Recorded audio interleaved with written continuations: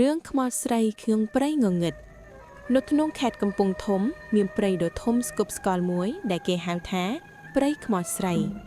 ព្រៃមីពេញទៅដោយដើមឈើធំធំដែលសាខាត្រេតត្រោតដូចដៃខ្មោចនិងមានអាប់ស្ដាងគ្របដណ្ដប់ពេញមួយឆ្នាំប្រជាជននៅភូមិជិតខាងតែងតែប្រមានគ្នាថាកុំចូលទៅក្នុងព្រៃនោះជាពិសេសនៅពេលយប់ជ្រៅព្រោះមានខ្មោចស្រីម្នាក់ឈ្មោះស្រីធី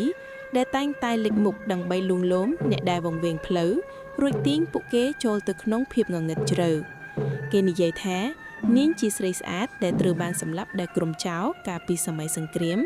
ប៉ុន្តែវិញ្ញាណរបស់នាងមិនទាន់បានសម្រាកទេព្រោះនាងស្វែងរកការសងសឹងពីអ្នកដែលបានធ្វើបាបនាងរឿងនេះគួរឲ្យខ្លាចណាស់ព្រោះខ្មោចស្រីធីមិនគ្រាន់តែបង្ហាញខ្លួនទេនាងអាចចូលក្នុងចិត្តមនុស្សធ្វើឲ្យពួកគេឃើញរឿងគួរឲ្យភ័យខ្លាចដែលមិនមែនជាការពិតរឿងនេះចាប់ផ្ដើមពីបុរសវ័យកណ្ដាលម្នាក់ឈ្មោះសំរុងជាអ្នកប្រមាញ់នៅភូមិតូចមួយដែលនៅជាប់ព្រៃគាត់មានប្រពន្ធឈ្មោះស្រីពេជ្រនិងកូនស្រីតូចម្នាក់ឈ្មោះលីណាសំរុងមិនជឿរឿងខ្មោចទេគាត់គិតថារឿងទាំងនោះគ្រាន់តែជាការបំភ័យដើម្បីកុំឲ្យគេចូលព្រៃលួចឈើឬសត្វនៅថ្ងៃមួយគាត់បានឮពីអ្នកភូមិថាមានសត្វក្តាន់ធំមួយក្បាលនៅក្នុងព្រៃដែលអាចលួចបានលួចច្រើនដើម្បីព្យាបាលជំងឺរបស់កូនស្រីគាត់ទោះបីអ្នកភូមិប្រមានក៏ដោយសំរុងនៅតែសម្រេចចិត្តចូលព្រៃនៅពេលល្ងាចដោយយកកំភ្លើងនិងពេលតូចមួយខ្ញុំនឹងត្រឡប់មកវិញមុនពាក់កណ្ដាលយប់គាត់ប្រាប់ប្រពន្ធដោយញញឹមពេលដែលចូលព្រៃខ្យល់ត្រជាក់បក់មកខ្លាំងស្លឹកឈើរំពេចកញ្ជ្រោលដូចមានអ្វីមួយកំពុងស្ដាប់សំរុងដើរជ្រៅទៅរហូតដល់ពេលងងឹតស្លប់គាត់បានឃើញស្នាមជើងក្តាន់ហើយដេញតាមវាប៉ុន្តែកាន់តែដើរគាត់កាន់តែបង្វេងផ្លូវរំពេចនោះគាត់ឮសំឡេងស្រីយំសោកពីចម្ងាយដូចជាមកពីក្រោមដីសំរុងគិតថាវាជាសត្វស្វាឬខ្យល់គាត់ដើរបន្តប៉ុន្តែសំឡេងនោះកាន់តែជិតរហូតដល់គាត់ឃើញស្រមោលស្រីម្នាក់ឈរនៅក្រោមដើមឈើធំនាងស្លៀកសំពត់ខ្មែរសក់វែងរុញរត់មុខស្លេកស្លាំងនិងភ្នែកក្រហមដូចឈាមជួយខ្ញុំវង្វេងផ្លូវ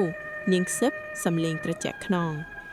សំរុងភ័យប៉ុន្តែគាត់ជាបុរសខ្លាំងគាត់ដើរទៅជិតហើយសួរថាញាក់ណាមកពីណា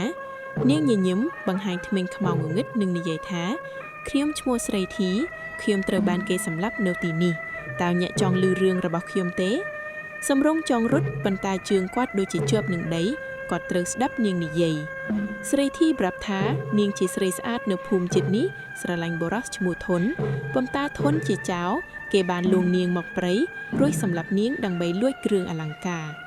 មុនស្លាប់នាងបានស្បត់ថានឹងសងសឹងគ្រប់អ្នកណាដែលចូលព្រៃដោយលោភលន់រំពេចនោះស្រីធីបាត់ទៅហើយសំរុងអាចដើរបានវិញគាត់រត់ដោយភ័យខ្លាចប៉ុន្តែព្រៃដូចជាផ្លាស់ប្ដូរដើមឈើផ្លាស្ទីនិងមានសម្លេងសើចខ្សឹបពីគ្រប់ទិសគាត់ឃើញរូបកូនស្រីគាត់លីណារត់មករកគាត់ប៉ុន្តែពេលជិតដល់វាប្រែជាស្រីធីដែលមុខរបស់នាងរលួយសាច់ធ្លាក់ចេញឪពុកជួយខ្ញុំសំឡេងដូចកូនស្រីគាត់ប៉ុន្តែវាជាការបោកប្រាស់សំរុងស្រីខ្លាំងរត់ទៅមុខប៉ុន្តែគាត់ដួលចូលរណ្ដៅដីដែលមានឆ្អឹងមនុស្សពេញដៃត្រជាក់លូឡើងចាប់ជើងគាត់ទាញគាត់ចុះក្រោមគាត់តស៊ូបាញ់កំភ្លើងទៅលើអាកាសហើយក្រោកឡើងរត់បន្តនៅពេលនោះគាត់ឮសំឡេងប្រពន្ធគាត់ហៅពីចម្ងាយសំរុងត្រឡប់មកវិញគាត់ដេញតាមសំឡេងនោះប៉ុន្តែពេលដល់គាត់ឃើញប្រពន្ធគាត់ត្រូវបានខ្មាត់ស្រីធីចាប់កញ្ចឹងករបស់នាងត្រូវបានកាត់ឈាមហូរនេះជាអ្វីដែលឯងនឹងបាត់បង់បើឯងមិនជួយខ្ញុំស្រីធីស្រែកសំឡេងដូចរន្ទះសំរុងយំគាត់ដឹងថាវាជាការស្រមៃប៉ុន្តែវាគួរឲ្យខ្លាចណាស់គាត់មានអារម្មណ៍ថាបាត់បង់គ្រួសារពិតប្រាកដបន្ទាប់ពីតស៊ូយូរសំរុងរកឃើញផ្លូវចេញពីព្រៃនៅពេលព្រឹកព្រលឹមគាត់ត្រឡប់មកភូមិដោយស្លៀកស្លាំងសុកស្កៅសហើយប្រាប់អ្នកភូមិពីរឿងទាំងអស់លោកតាចៅអធិការនៅវត្តភូមិប្រាប់ថាស្រីធីជាវិញ្ញាណដែលត្រូវការរំដោះគេត្រូវធ្វើពិធីបុណ្យឯនាងនិងរកឃើញឆាំងរបស់នាងដើម្បីកប់ត្រឹមត្រូវសំរុងព្រមក៏ចូលព្រៃវិញជាមួយព្រះសង្ឃហើយរកឃើញឆ្អឹងនៅក្រោមដើមឈើធំនៅក្នុងពេលធ្វើពិធីមានខ្យល់បក់ខ្លាំងសំឡេងយំសោកនិងស្រីធីលេចមុខជាលើកចុងក្រោយនាងញញឹមដោយកំហឹងរួចបាត់ទៅប៉ុន្តែនៅពេលយប់សំរុងនៅតែឮសំឡេងខ្សឹបនៅក្នុងសុបិនថាអ្នកមិនអាចគេចផុតទេ